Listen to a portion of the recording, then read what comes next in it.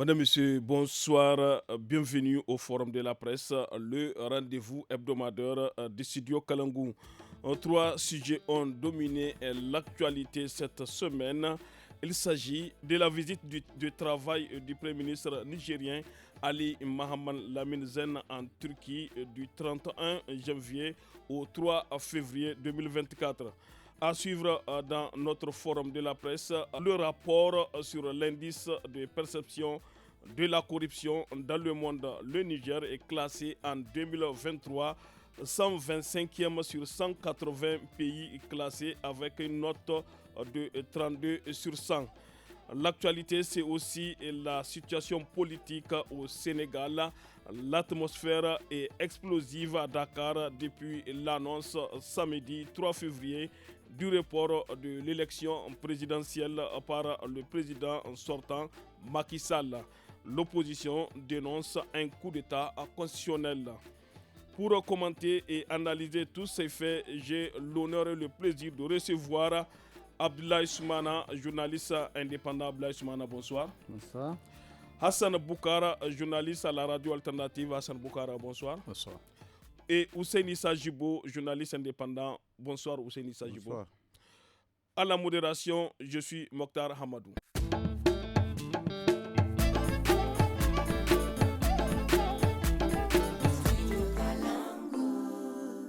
Nous le disons en titre, le Premier ministre nigérien Ali Mohamed Lamine Zen, en visite officielle de 3 jours en Turquie, a été reçu jeudi 1er février à Ankara par le président turc Recep Tayyip Erdogan.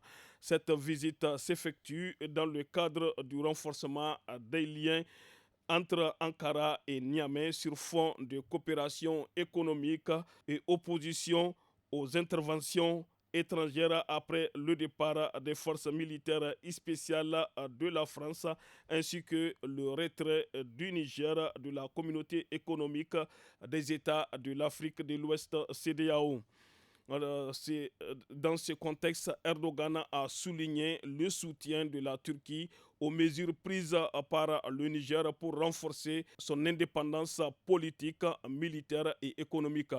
On va commencer avec vous, Hassan Boukara. Vous aviez certainement suivi ce déplacement du Premier ministre Ali Mohamed Lamine Zen en Turquie.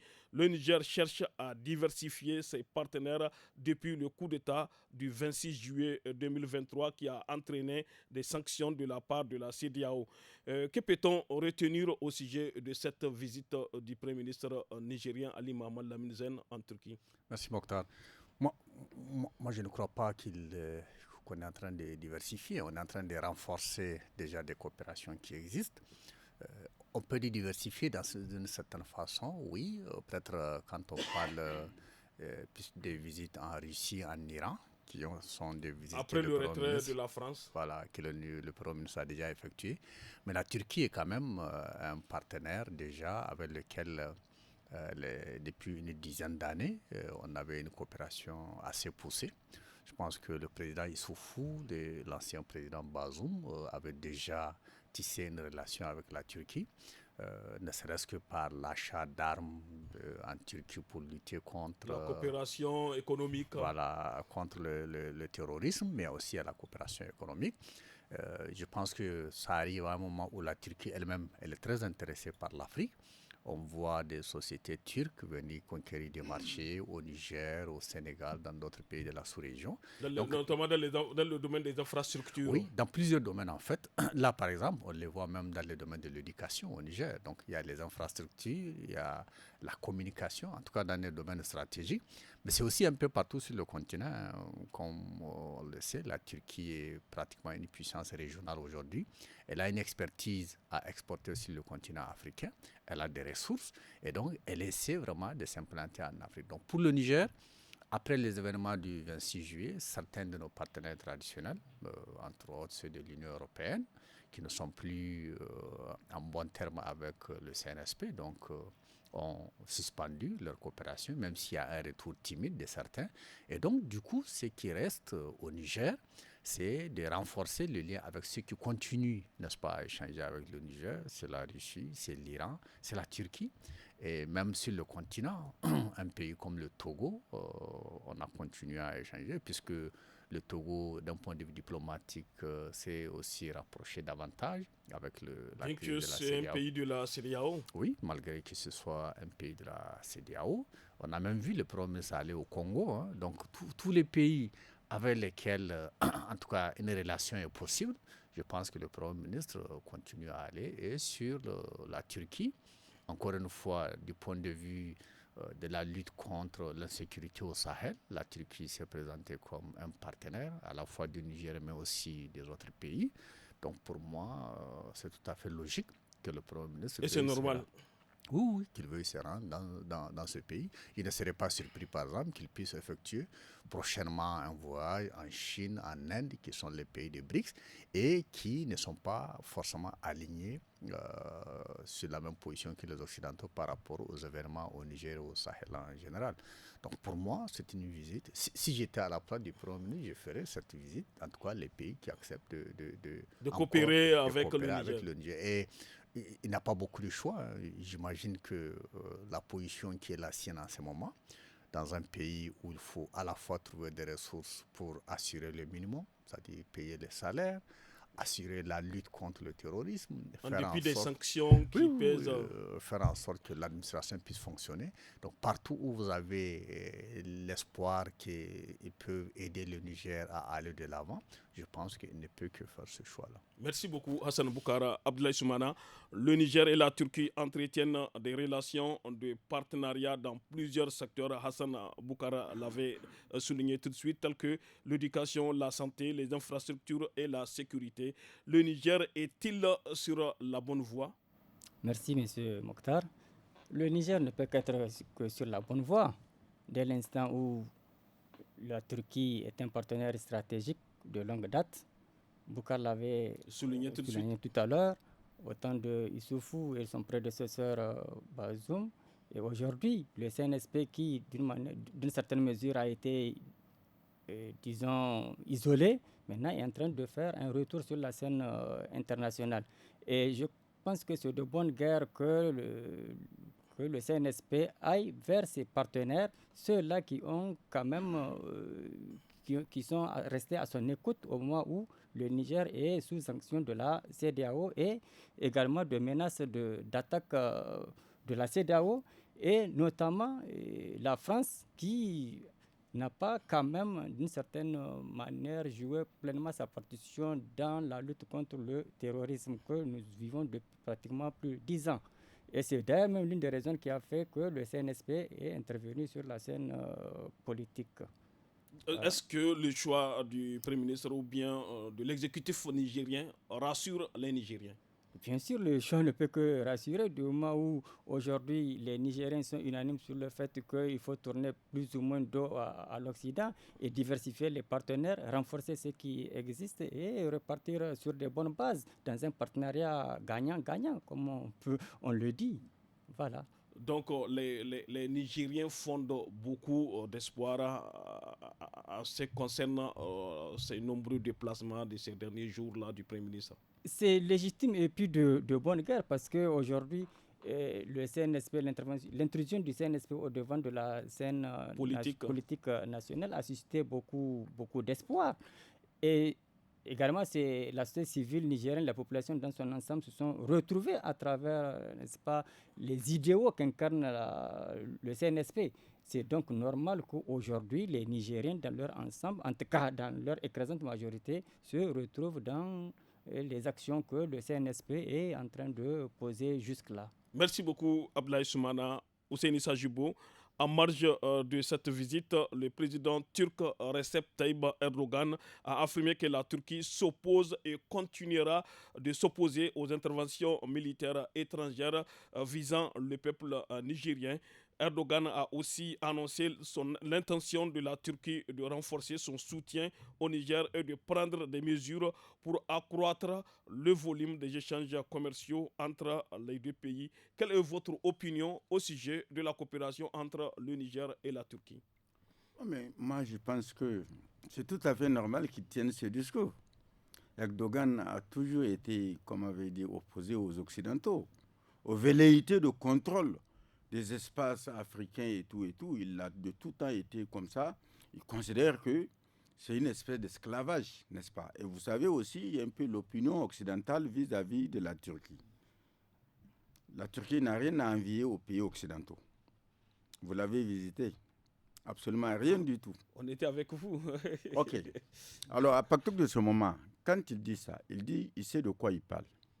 Il sait de quoi il parle et aujourd'hui, il est dans une dynamique parce que pendant longtemps, on est resté enferré dans un peu, comment dire, le carcan des Occidentaux où c'est eux qui déterminent un peu quel type de relation vous pouvez entretenir avec qui il faut entretenir et tout. Aujourd'hui, le carcan là a été brisé.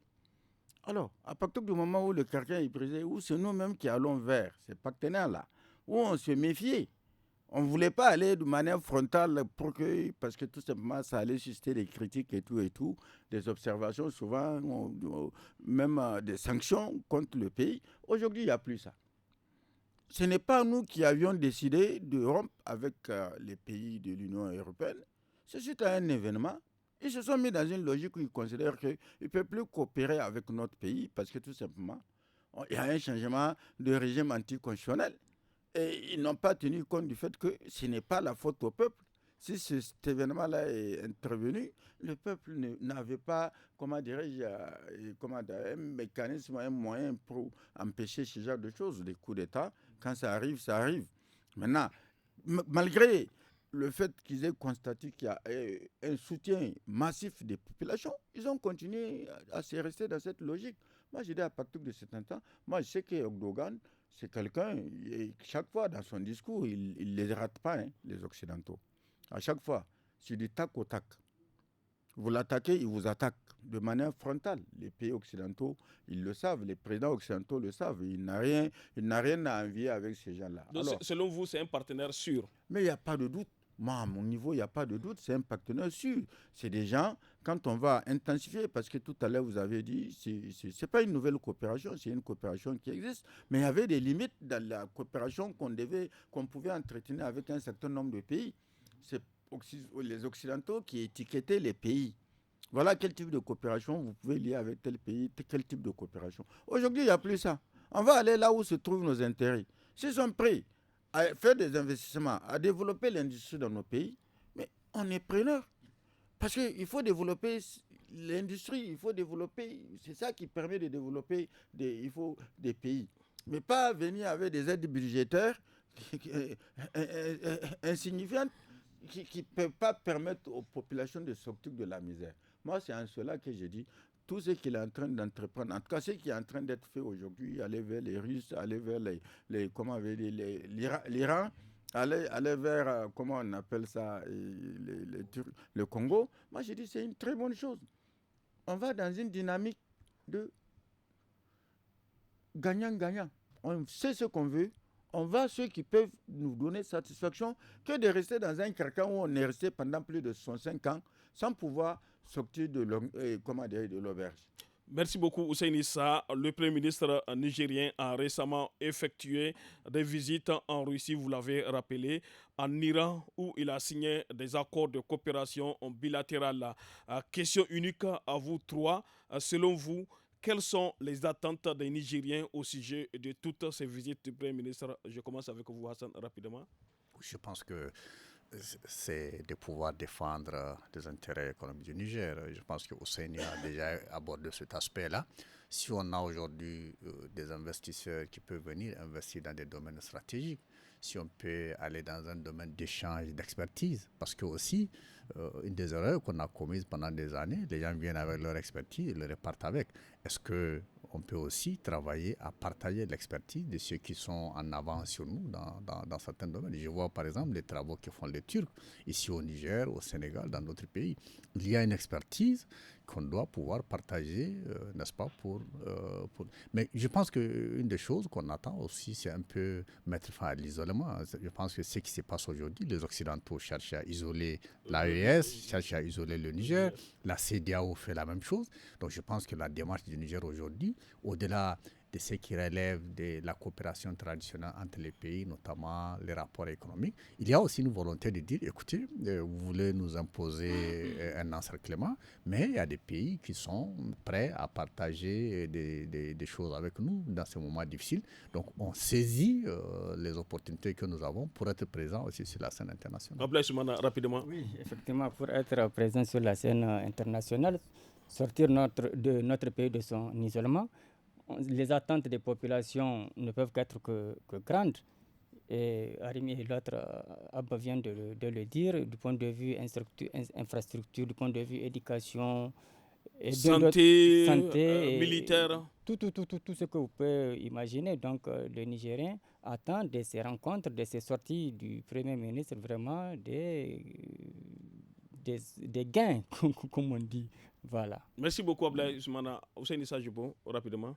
Rapidement, le mode de coopération avec ces pays-là, c'est différent du mode de coopération avec les Occidentaux.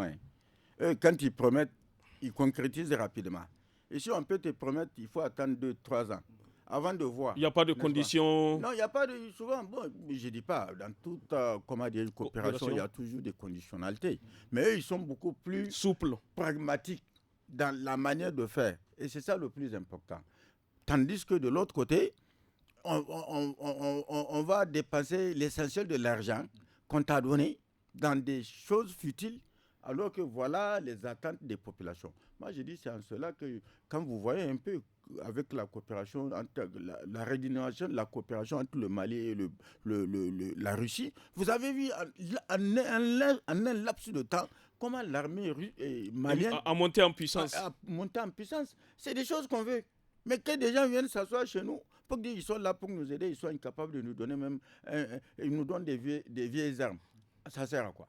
Merci beaucoup à vous trois pour vos premières analyses sur notre premier sujet. Chers auditeurs, internautes, restez branchés. Il nous reste encore 2 sujets à aborder. On observe une courte pause.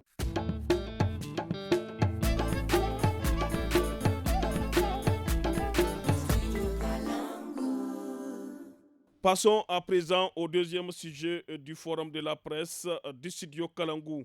Mardi 30 janvier dernier, Transparency International a publié l'édition 2023 du rapport sur l'indice de perception de la corruption dans le monde. Il ressort que le Niger est classé en 2023 125e sur 180 avec une note de 32 sur 100 derrière l'Angola, la Mongolie, le Pérou et l'Ouzbékistan qui ont 33 points sur 100 chacun. Selon l'Association nationale de lutte contre la corruption, l'ANLC, section Transparency International, cette stagnation du Niger risque de perdurer au regard du contexte politique actuel marqué par l'insuffisance et ou aussi la faiblesse dans l'application des textes portant prévention et répression de la corruption. Hassan Boukar, le Niger stagne avec 32 points sur 100 et se classe 125e sur 180 pays derrière l'Angola, la Mongolie, le Pérou et l'Ouzbékistan qui ont 33 points chacun sur 100. Et quelle est votre opinion au sujet de ce rang qu'occupe le Niger? Je pense que les Nigériens ne seront pas surpris par cela. Je pense que il y a presque une unanimité sur le fait que la corruption a beaucoup gagné du terrain dans ce pays. Si je me réfère à certaines déclarations publiques des tenants du régime de la Renaissance, à la fin des 10 ans du premier mandat de Issoufou, les ténors de son parti disent qu'un des points faibles de son premier mandat a été la lutte contre la corruption et que le deuxième mandat serait consacré à cette lutte. À la fin du deuxième mandat, on s'est rendu compte que cette lutte n'a pas eu lieu. Donc, du coup, on attendait beaucoup du président Bazoum. Et donc, vous faites allusion à l'opération Maïboulala. Oui, toutes ces choses-là qui ont été dites au changement du statut de la Hadsia, créé par décret, puis par une loi, etc. Il y a beaucoup d'intentions qui ont été annoncées, et peut-être quelques pas. Puisque si je prends la ALCIA, c'est l'institution technique, elle a montré qu'elle pouvait traiter des dossiers, soulever des lièvres, soumettre des choses à la justice. Mais au fond, on n'a pas vu beaucoup de changements de ce point de vue. Donc, que le Niger stagne, pour moi, ce n'est pas très étonnant. Je vois deux choses qui n'ont pas beaucoup changé. Donc, la première chose, c'est vraiment la volonté politique. Or, quand on voit aujourd'hui la façon dont ce pays a été géré depuis une dizaine d'années, la volonté politique, c'est tout ce qui manque. Vous avez des acteurs politiques qui sont eux-mêmes qui traînent des casseroles, qui sont impliqués. À certains niveaux, on peut dire que ces acteurs politiques ont érigé la corruption en règle de gouvernance. Rappelez-vous du moment où on pouvait débaucher des parlementaires, on pouvait débaucher etc. On utilisait l'argent. C'était vraiment la corruption. On le voyait dans tous les domaines. L'audit du ministère de la Défense a montré que même en des moments cruciaux où l'intégrité du territoire est en jeu, il y en a, par le jeu de l'argent, qui peuvent s'engager. Donc, il y a énormément de choses qui montrent que la corruption a été à la limite promue dans ce pays pendant cette année. Donc, une des choses qui aurait permis d'impacter vraiment, d'avoir des résultats sur la lutte contre la corruption, c'est l'engagement politique. Donc, cet engagement politique, on ne l'a pas. Deuxièmement, le rôle de l'opinion. Moi, j'entends beaucoup de discours sur le fait qu'il faut lutter contre la corruption. La question que je me pose, c'est est-ce que quand on tient ce discours, on le fait parce qu'on mesure les conséquences de la corruption dans le domaine de l'éducation, dans le domaine de la santé, dans le domaine de la sécurité? Est-ce qu'on est vraiment conscient du fait qu'avec la corruption telle qu'elle se propage aujourd'hui, on ne peut pas atteindre les objectifs de développement? Ou alors, est-ce que certains discours sur la corruption, c'est simplement parfois on vise quelqu'un, on veut que quelqu'un se retrouve, on indexe quelqu'un, etc., sans remettre en cause le système qui a amené le pays à ce niveau. Donc, au sein de l'opinion, si vous voulez, je ne suis pas très convaincu qu'il y a aujourd'hui une forte volonté de dire avec la corruption, on ne peut pas avancer, on peut faire de beaux projets, on peut mobiliser des ressources, mais la corruption est quelque chose qui gangrène tout système que vous mettez en place. Donc, du coup, on ne peut pas avancer. Donc, si on avait une opinion qui est vraiment engagée dans cette lutte. Vous voulez dire que l'opinion publique nigérienne n'est pas tellement assez forte pour amener les autorités à lutter véritablement contre la corruption? Je veux dire qu'elle est très tolérante. Je pense que l'opinion a été suffisamment tolérante. D'autres vous diront que c'est peut-être aussi la société qui perd ses valeurs. Quelqu'un qui vole l'argent public, quelqu'un qu'on retrouve dans des cas de corruption. Avant, vous n'élevez pas haut la voix comme on le dit dans nos sociétés. Mais aujourd'hui, ça ne dit rien aux gens. Vous êtes enrichis par la corruption. Les gens ne regardent pas la couleur de l'argent, par exemple. Donc, je pense qu'il y a aussi un travail de l'opinion.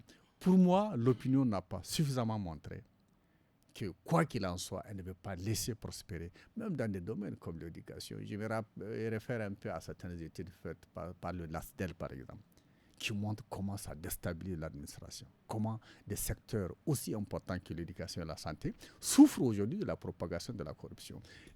Les médias ont quand même un rôle extrêmement important. Ailleurs, sur le plan international, on voit aujourd'hui l'engagement des médias. Il y a des choses qui sont faites ici, je ne suis pas sûr que c'est suffisant. Donc, à mon avis, pour que les choses bougent, on sait à peu près ce qu'il faut faire. Pour l'instant, on n'y est pas. Comme le disent les Burkinabés, c'est bon, mais ce n'est pas arrivé. Merci beaucoup, Hassan Boukara, Ablaï Soumana et Hussein Issa Djibo. L'IPC, l'indice de perception de la corruption 2023, montre que dans la plupart des pays, la lutte contre la corruption dans le secteur public n'a pas significativement progressé. La moyenne mondiale de l'IPC reste 43 sur 100. Comment expliquer cet état de fait? D'abord, moi, je vais commencer par te dire, ce qui a amplifié la corruption dans nos pays, c'est d'abord la démocratie mal comprise, n'est-ce pas? C'est ça qui a amplifié la corruption. Je ne veux pas aller loin, je ne veux pas faire des détours. Vous voulez dire que les Nigériens n'ont pas bien compris la démocratie? C'est juste un label. Alors que la démocratie, c'est l'un des systèmes les plus fiables qui puisse garantir la transparence. Ici, chez nous, un peu partout en Afrique, n'est-ce pas? Il y a le cas sénégalais qui vient de se produire. On peut penser que le Sénégal, c'est quand même un pays où le niveau, comment dire, des politiciens est arrivé à un certain stade. On va aborder la situation du Sénégal après. J'ai juste une parenthèse. quand je dis, n'est-ce pas, ça ne peut que gagner l'administration publique. C'est tout à fait normal que ça entre dans l'administration publique parce que l'administration publique est gérée par le politique, n'est-ce pas? Quand on nomme des gens qui n'ont aucune compétence, parce que tout simplement ils sont partisans et c'est leur parti qui est au pouvoir, n'est-ce pas? Ça, d'abord ça commence par là. On fait un concours. Alors, chacun amène sa liste. Son quota. On a vu ça dans ce pays? Mais bien évidemment. Alors, et on ferme les yeux. Parce qu'il n'y a pas de sanction. Il n'y a pas de sanction. Quand on veut véritablement lutter contre la corruption, et dans tous les pays, un peu, en tout cas en Afrique subsaharienne, c'est ça qui gangrène l'administration. Selon vous, c'est l'impunité qui... L'infirmier, il a vu que le ministre lui-même, il prend. Comment voulez-vous que l'infirmier soit intègre? Il apprend que le ministre s'est enrichi grâce à ceci, cela. Ça pose ce sérieux problème-là. Quand l'enseignant constate que le directeur de l'école, lui-même, il fait des bricoles, comment voulez-vous que l'enseignant, s'il a la possibilité sans sanction, parce que tout simplement, c'est un politisé. Ça dit que c'est la politique qui l'a amené à son poste. Il sait qu'il va poser l'acte sans être sanctionné. Voilà le vrai problème. C'est pour ça que moi, j'entends, on est resté, comment on va lutter? On met des institutions en place, des structures en place pour lutter. J'ai dit, c'est faux. C'est faux. Hussein Issa Djibo, en tant que journaliste, avez-vous fait quelque chose au sujet de l'or, la situation de l'or qui défraie la chronique? J'ai écrit jusqu'à l'international, j'ai écrit sur ça. Mais regardez cette affaire de l'or. Regardez. On parle de 1400 kilos d'or. Alors, ça est en train de s'étasser. On ne sait même pas ça appartient à qui. De l'or qui a quitté l'aéroport de Niamey, qui a été intercepté, saisi à l'aéroport d'Addis. Ici, on se pose la question, y compris les ministres disent, ils ne savent même pas si l'or vient du Niger ou pas. Comme si on pouvait voyager dans un avion comme ça, où des bagages peuvent embarquer dans un avion comme ça. Et paradoxalement, on a balayé tout ce qui était en poste au niveau de... 5 francs, c'est quand même une importante... Alors, quand on voit des choses comme ça, et qu'on dise que il faut attendre, il y a des investigations qui sont en train d'être menées, on se pose bien des questions. Mais il y a eu beaucoup d'affaires comme ça, n'est-ce pas?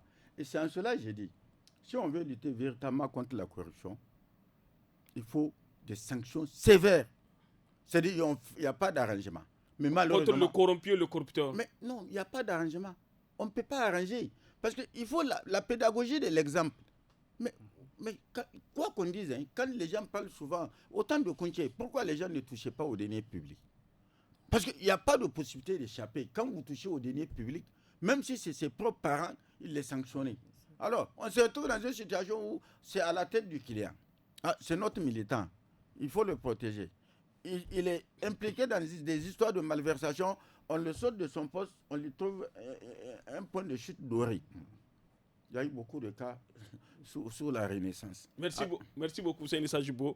Abdoulaye Soumana, Transparency International en Niger a estimé que la forte demande sociale pour plus de justice, de sécurité, de jouissance des droits et libertés garantis par les instruments juridiques internationaux ratifiés par le Niger et au regard du rang du Niger peu honorable dans l'indice de perception de la corruption en 2023. Les pouvoirs publics doivent, au-delà des discours, comme l'a dit Hussein Issa Djibo, combattre avec détermination le phénomène de la corruption et les infractions assimilées, car il n'y a pas de survie même de l'État. À quand le bout du tunnel, selon vous? C'est trop dire, monsieur Mokhtar. La corruption à la peau dure. Est-ce qu'un Niger sans corruption est possible? Difficile. Est-ce qu'il y a même un État sans corruption? Je ne sais pas, je n'en sais rien. Peut-être que c'est à des degrés différents, à des degrés divers. Maintenant, pour ce qui nous concerne au Niger, on a beaucoup plus tendance à comprendre que c'est surtout des professions de foi de nos gouvernants. N'est-ce pas? Vous aussi, vous faites, selon vous, il y a un manque de volonté politique? Il y a un manque de volonté, d'engagement politique. Il ne suffit pas de mettre sur pied des structures, des institutions pour dire qu'on va lutter contre la corruption et qu'au finish, on constate que la corruption ne fait que s'accentuer. Donc, à mon sens, je crois que pour sortir de cette situation de l'ornière, la corruption a encore de beaux jours devant elle au Niger. Comment faire pour un peu endiguer ce phénomène selon vous? Endiguer ou peut-être amoindrir l'impact, peut-être c'est donner à la justice toute sa force, n'est-ce pas? Ensuite également qu'on sache que le bien public est sacré et il faut le protéger. Voilà. Vous avez quelque chose à ajouter? Quand tu parles de justice, même dans la justice, c'est là-bas même le nœud de la corruption, le foyer, n'est-ce pas? Regardez quand on nomme quelqu'un à un poste, en conseil de ministre, il a un décret. Les gens appellent pour le saluer. Pour le féliciter. Pour le féliciter. Vous pensez que c'est pourquoi? Quand c'est un endroit juteux, c'est parce que chacun pense qu'il va aller bricoler, trouver quelque chose. Alors, on ne peut pas endiguer ce fléau. Moi, j'ai dit la cause. L'amplification de ce phénomène-là, c'est la politique politicienne. Ce n'est pas la démocratie en soi. Mais les gens ont travesti les principes de la démocratie. Et voilà le danger. Et on continue dedans. Parce que quand vous regardez, il n'y a même pas l'éducation à la citoyenneté des militants. Le militant est là. Bon, alors, on ne va pas lui apprendre à devenir un citoyen responsable et tout. On le maintient dans sa situation. Quand les élections vont venir, on amène savon, on amène ceci, cela. On trouve un leader dans une zone, on lui dit, bon voilà, il faut chercher des militants. Alors, à partir de ce moment, comment pensez-vous qu'on peut finir avec ce fléau-là? On ne peut pas finir. C'est les hommes politiques même qui ont cultivé, qui lui ont donné cette ampleur-là. Moi, je ne vais pas faire de détour autour de cette question-là. Merci beaucoup à vous tous pour vos points de vue. On prend une pause avant d'amorcer la troisième et dernière partie de ce forum.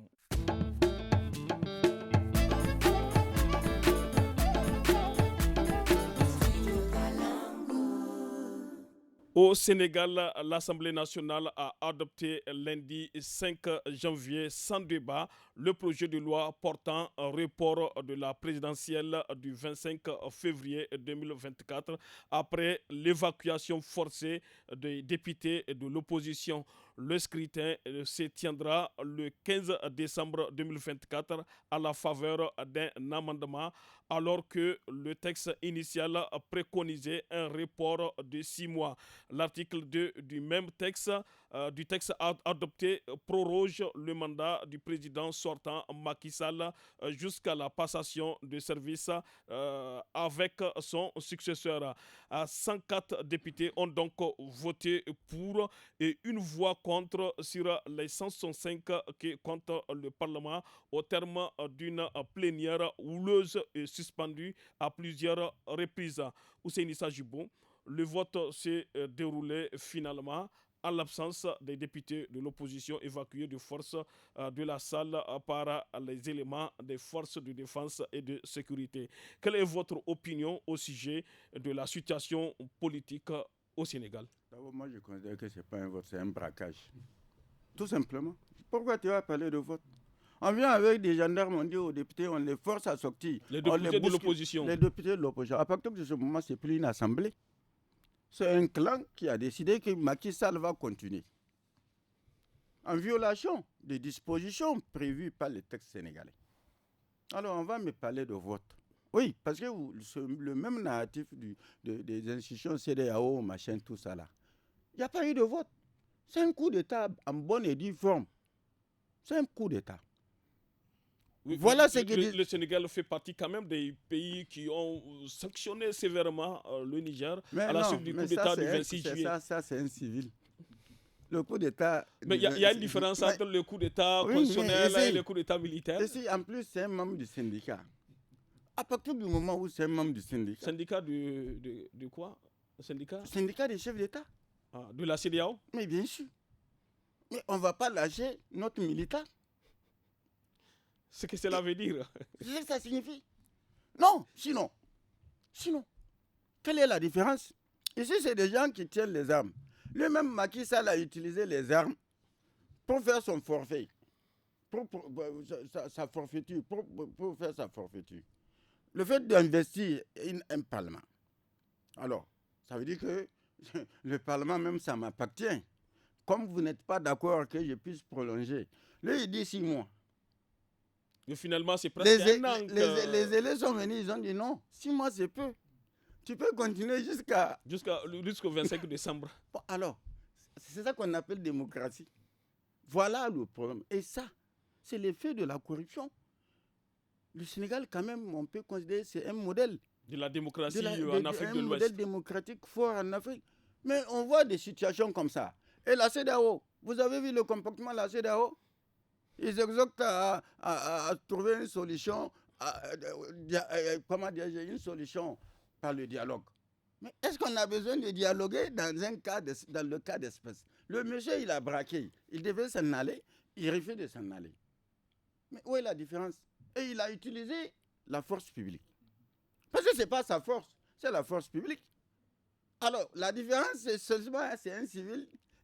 Mais dans cette confusion, comment ramener la sérénité au Sénégal? Mais comment on peut ramener la sérénité? Mais quand ceux qui doivent veiller à ce que les gens, que les civils qui sont au pouvoir respectent ce que prévoient les textes, eux qui ferment les yeux, ce n'est pas les négociations. Si on va dire il faut aller négocier, mais ils vont négocier avec qui? Ceux-là, ils ont mis les opposants devant le fait accompli. On a décidé que Macky Sall va continuer jusqu'au 15 décembre. Jusqu'au 25 décembre. Jusqu'au 25. C'est comme ça. C'est nous qui avons le pouvoir. Nous avons la force publique avec nous. Nous allons. Et on a vécu ça ici. Merci beaucoup, Hussein Issa. Merci beaucoup. Ablaye Soumana, lors d'une adresse à la nation, le président Macky Sall avait annoncé l'abrogation du décret portant convocation du corps électoral le 25 février 2024, annulant de facto sine die la présidentielle pour laquelle 20 candidats étaient en lice. Comment expliquer cette situation? C'est sa dernière trouvaille. La dernière trouvaille de Macky Sall c'est la dernière trouvaille de Macky Sall pour que les élections ne puissent pas être organisées dans les règles de l'art, sachant pertinemment qu'il est impopulaire et que l'opposition... Mais c'est pas lui le candidat, il a un dauphin. Bon, je peux dire Amadou Ba. Non, l'opposition a de fortes chances de revenir au pouvoir. Donc c'est ce qu'il craignait. C'est la crainte, à mon sens. À mon sens, je crois que c'est le contrôle le retour de l'opposition qui le fait vraiment craindre, qui a fait en sorte que... Mais c'est aussi cela la démocratie, Ablaye. Oui, mais qu'est-ce que vous voulez? Nous sommes en Afrique, une démocratie tropicalisée. Le Sénégal, quand même, s'est illustré pendant tout ce temps en modèle de démocratie, n'a jamais connu de coup d'État, n'a jamais connu d'interruption volontaire de la démocratie par les militaires, de Senghor jusqu'à Macky Sall, en passant par Abdoulaye Wade, etc. Et aujourd'hui, c'est pratiquement une insulte à la démocratie que le Sénégal vient de nous asséner à travers Macky Sall. Oui, selon vous, qu'est-ce qui explique ce report? Est-ce qu'il y a des arguments forts pour reporter les élections du 25 février? Non, mais moi, je ne vois pas s'il y a des arguments pertinents, convaincants, à mon sens, étant donné que l'ouverture de la campagne était à quelques petites heures quand il a pris cette décision historique de reporter sine die les élections. Voilà, je ne peux pas comprendre. Voilà. Est-ce que vous êtes surpris de cette position du président Macky Sall? Bon, surpris, peut-être, très surpris, mais quand on fait une lecture de ce qui s'est passé, de ce qui vit le Sénégal, la situation politique du Sénégal ces derniers temps, on peut se dire que Macky Sall ne voulait pas lâcher du lest. C'est ce que je viens de dire, que l'opposition risque de revenir au pouvoir. On sait que son challenger de taille, qui est pratiquement en prison aujourd'hui, Ousmane Sonko, qui est adulé par la jeunesse, n'est-ce pas, et son concurrent de taille qui pouvait revenir au pouvoir, gagner les élections. Voilà. Merci beaucoup, Ablaye Soumana. Hassan Boukar, la chaîne de télévision privée Walfadjri TV a vu son signal coupé dimanche soir par les autorités pour incitation à la violence. Le ministre de la Communication a aussi décidé lundi de la suspension provisoire de l'Internet des données mobiles à cause de la diffusion des messages haineux et subversifs relayés sur les réseaux sociaux. Cette situation est-elle prévisible selon vous? Alors, c'est difficile de répondre. Moi, je dirais comme Abdoulaye, il y avait déjà quand même des signes inquiétants. Autant le Sénégal a été présenté pendant des années comme étant vraiment le modèle de démocratie en Afrique de l'Ouest, autant ces derniers temps, il y avait quand même des signes qui sont assez inquiétants, qui laissent présager que les choses pourraient prendre ce tournant-là. Sous Abdoulaye Wade déjà, on a vu quand même des choses qu'on ne pouvait pas imaginer au Sénégal. La façon dont il a forcé la main à la fois à l'institution judiciaire, à l'opinion, pour aller coûte que coûte vers un troisième mandat. La façon dont les libertés individuelles étaient malmenées. J'ai vu au Sénégal sous Abdoulaye Wade, comme vous l'avez dit sur le cas de Walfadjri, où des forces de sécurité sont allées aussi dans des rédactions, détruire le matériel des médias, comme on l'a vu ici pendant la 4e République. Donc, il y avait déjà ces signes. Et quand Macky est arrivé, on pensait que l'épisode Wade était juste une parenthèse. On tourne la parenthèse et on retrouve la démocratie avec Macky Sall. Alors, on voit ce que ça donne. Ce que Macky a montré, c'est d'abord l'usage de certains pouvoirs que la Constitution lui donne pour lutter contre ses opposants au lieu de l'investir pour le développement du Sénégal. Il a commencé par Khalifa Sall. Il a continué avec Sonko, n'est-ce pas?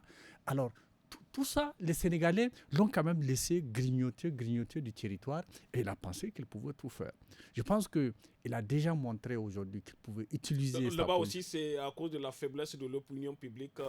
Il y a sans doute la faiblesse, mais il y a surtout un problème du fonctionnement des institutions. La démocratie, telle qu'on l'a conçue, on pense qu'il y a une séparation des pouvoirs, de telle façon que si un des pouvoirs, comme l'exécutif ou un autre, va à la dérive, les autres l'arrêtent. Mais on voit quelqu'un qui prend une position, qui se met carrément hors des dispositifs constitutionnels sénégalais, et l'Assemblée, qui est le deuxième pouvoir, qui aurait pu l'arrêter, lui donne encore plus d'énergie pour continuer de l'avant. Donc ça pose la question de la séparation des pouvoirs, et tant qu'on n'a pas cet équilibre, la démocratie, c'est vraiment un leurre. On l'a vu ici. Imaginez un seul instant, pendant la présence de M. Issoufou, qu'il puisse prendre une position. Est-ce qu'on peut imaginer le Parlement nigérien l'arrêter? Ce n'était pas possible. Donc, on est aussi dans cette situation au Sénégal. Maintenant, oui, mais comment amener ces institutions à faire véritablement, à accomplir véritablement leur mission? C'est un travail de longue haleine. Il faut véritablement, par exemple, il y a des choses qui peuvent être corrigées. Ce qui doit être corrigé dans les textes, on peut les corriger. Si on réfère la situation au Niger, par exemple, le pouvoir judiciaire a toujours dit on a une situation qui n'est pas normale parce que le chef de l'exécutif au Niger, il est aussi le chef du judiciaire. Parce que le président de la République, il est le président du Conseil supérieur de la magistrature. Et donc, voilà, on a toujours voulu, au niveau du Conseil supérieur de la magistrature, que l'exécutif ne puisse pas le présider parce qu'on a un chef pour deux institutions qui devaient être indépendantes. Donc, les spécialistes posent par exemple ce débat-là. Il y a donc un travail pour arriver véritablement à des institutions qui sont indépendantes et c'est comme ça que la démocratie peut marcher. Mais l'agissement de M. Macky Sall aujourd'hui, ça enfonce davantage le Sénégal et tous ceux qui disent « Regardez le Sénégal, un pays peut vivre sans un coup d'État », ils sont en train de casser ce miroir-là. Le Sénégal est finalement en train de passer de sa position, n'est-ce pas, d'un pays qui est l'exemple de la démocratie à un pays qui se comporte aussi comme tous les autres. Comme Ousseini l'a dit, regardez la façon dont les institutions sont gênées. Alors, les gens sont un peu gênés. Autant quand il s'agit du Niger, du Burkina, alors les prises de position sont fortes. Là, peut-être la différence, c'est les États-Unis qui ont eu quand même une position extrêmement forte par rapport à ce qui se passe au Sénégal. Mais sinon, l'Union africaine, la CEDEAO, on est un peu gêné, parce que ce n'est pas le Sénégal ni le Burkina. Donc, on est gêné de prendre des positions fortes, mais en même temps, c'est un coup d'État. C'est un coup d'État qui s'est passé. Merci beaucoup, Hassan Boukar. Rapidement, en 30 secondes, quel avenir pour la démocratie au Sénégal?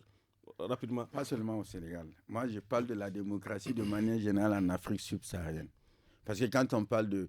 Il faut que les gens admettent qu'en démocratie, et c'est ça la viabilité de la démocratie comme système politique, ça permet l'alternance. Vous avez mal travaillé, que le peuple puisse parvenir à vous sanctionner.